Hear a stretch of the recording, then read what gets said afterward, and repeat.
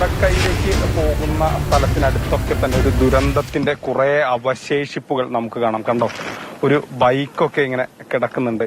ഇടയിൽ ഒരുപാട് ഗ്യാസ് കുറ്റികൾ, പാത്രങ്ങൾ, ഡപ്പകൾ, അങ്ങനെ ഒരു വീടിന്റെ അല്ലെങ്കിൽ ഒരുപാട് കെട്ടിടങ്ങൾ, വീടുകൾ ഉണ്ടായിരുന്നതിന്റെ തെളിവുകൾ ഇവിടെ ഇങ്ങനെ കിടക്കുന്നുണ്ട്. പുതപ്പുകൾ, ഒരുപക്ഷെ പലരും ഈ പുതച്ച് കിടന്നുറങ്ങുന്ന സമയത്തായിരിക്കാം ഇങ്ങനെ ഒരു വലിയ ടൺ കണക്കിന് മണ്ണ് അവരുടെ മേൽ പതിക്കുന്ന ഒരു സ്ഥിതിയൊക്കെ ഉണ്ടായിരുന്നിട്ടുണ്ടാവുക.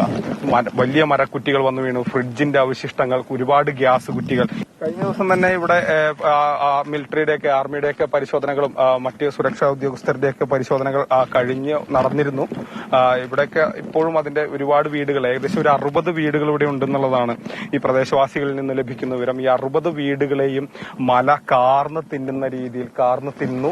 അതിനുശേഷം അതിന്റെ ഏകദേശം ചില അവശേഷിപ്പുകൾ മാത്രമായി നിൽക്കുന്നു. നമുക്ക് കൂടുതൽ അടുത്തേക്ക് പോയി ദൃശ്യങ്ങൾ കാണിക്കണമെന്നുണ്ട്. പക്ഷെ അതിന്റെ ഒരു അപകടം വളരെ വലുതാണ്. കാരണം നമ്മൾ ഒരുപക്ഷെ കാല് വെക്കുന്നത് ഏതെങ്കിലും തരത്തിലുള്ള കിണറിലേക്കോ മറ്റോ ആയിരിക്കും. അതുകൊണ്ട് തന്നെ നമുക്ക് അങ്ങോട്ട് കാല് വെക്കുന്നതും അല്ലെങ്കിൽ അങ്ങോട്ട് കടക്കുന്നതിനും ബുദ്ധിമുട്ടുകളുണ്ട്. അതുകൊണ്ടാണ് നമുക്ക് ഈ ദൃശ്യങ്ങളുടെ പരിമിതി കൂടി ഉണ്ട്.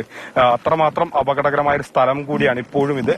60 വീടുകളുടെ അവശേഷിപ്പുകൾ ഇവിടെ ഇപ്പോഴും കിടക്കുന്നു എന്നുള്ളതാണ് ഏറ്റവും ദുഃഖകരമായ കാര്യം. മലയിൽ നിന്ന് മുണ്ടക്കൈയിലേക്കുള്ള ഭാഗത്തേക്കുള്ള യാത്രയിൽ കണ്ട കാഴ്ചകളാണ് ഗോകുൽ നമുക്ക് പറഞ്ഞു തന്നത്.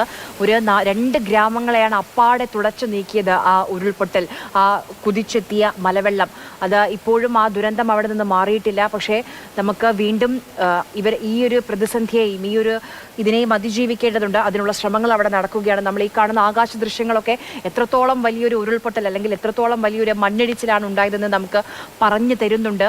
ഇവിടെയൊക്കെ വീടുകൾ ഉണ്ടായിരുന്നു, കടകൾ ഉണ്ടായിരുന്നു, ഇതൊരു അങ്ങാടിയായിരുന്നു എന്നൊക്കെ പറഞ്ഞാൽ വിശ്വസിക്കാൻ പ്രയാസമാണ്. ഇവിടെ പണ്ട് മനുഷ്യർ ജീവിച്ചിരുന്നു എന്ന് പറഞ്ഞാൽ പോലും ഒരുപക്ഷെ വിശ്വസിക്കാൻ പ്രയാസമായിരിക്കും. അങ്ങനെ നാമാവശേഷം എന്നുള്ള പദം യഥാർത്ഥത്തിൽ അതിന്റെ അർത്ഥം ഇപ്പോൾ ചൂരൽമലയും മുണ്ടക്കൈയും നമുക്ക് കാണിച്ചു തരികയാണ്. രക്ഷാദൌത്യം ഇന്ന് 3-ാം ദിവസമാണ്. ഇനിയും ആളുകളെ കണ്ടെത്താനുണ്ട്. 250-ലേറെ കാണാതായവരുടെ പട്ടികയുണ്ട്. അത്രയും വലിയൊരു പട്ടികയാണ്. ആ പട്ടികയിലുള്ള എല്ലാവരെയും നമുക്ക് കണ്ടെത്തേണ്ടതുണ്ട്. അതിനുള്ള ശ്രമങ്ങൾ നടന്നുകൊണ്ടിരിക്കുകയാണ്.